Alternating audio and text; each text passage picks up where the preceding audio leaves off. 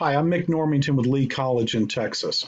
We work with students who are incarcerated in prison and looking for a second chance in life. And I also work with employers in Texas who really need workers and are interested in taking on workers who are looking for a second chance in life. I'm going to tell you one of my quick stories. This was a few years ago. I was taking a plant tour in Hillsboro, Texas with Weisenbaker Building Supply. And we went through the entire plant where they make various wood products, primarily for cabinets and closets. And I asked the plant manager, who's the best employee at this plant of more than 300 workers? And he said, oh, that's easy. That woman, Stacy, there in the orange bandana. And I said, what's so great about Stacy? He said, she's focused. She works.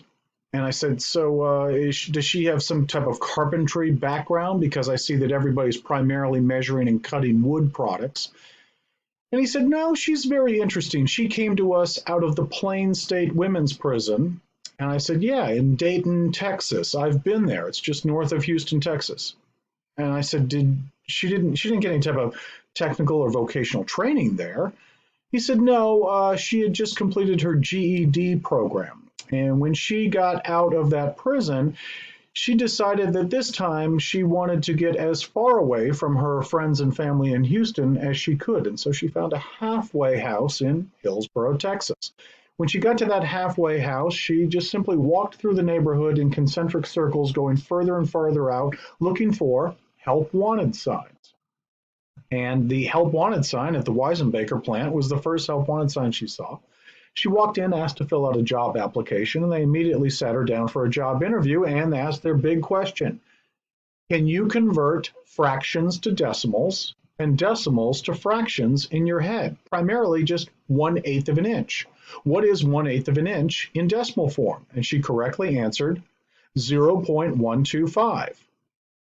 And they said, okay, you might be able to work out here. So at the time that I saw her, she'd been working there for about a year, and she started out like everybody else at $9.25 an hour. But she quickly moved up because they noticed that she was quite productive, and she was very good at working within her pods. In their plant, they do teamwork in pods of 8 to 9 people. And what they also found was that she seemed to positively influence everybody in her pod and the surrounding pods. And one of her key skills was simply focus. Limit the talking and the chit chat. You can keep gossiping with the coworkers. That's cool. That's okay, but still get work done. At this plant, they were running 12-hour shifts. So Stacy and her coworkers were getting a lot of overtime.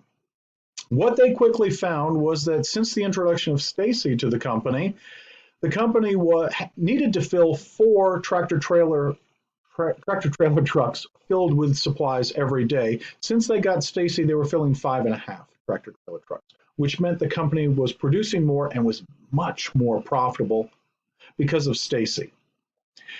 And the plant manager said, this is all because Stacy decided to learn a little bit of math while she was incarcerated in prison. I said, what's going to happen with Stacy? He said, oh, Stacy's going to become a supervisor very soon. I said, and so what has this taught you? He said, I want more Stacys. I want more people who have taken time to learn some basic math because that's the critical skill we need at our company. This is one of the critical skills we're trying to teach more of our students to help them get a second chance in life and get a second chance with employers who are flexible enough to give them that second chance.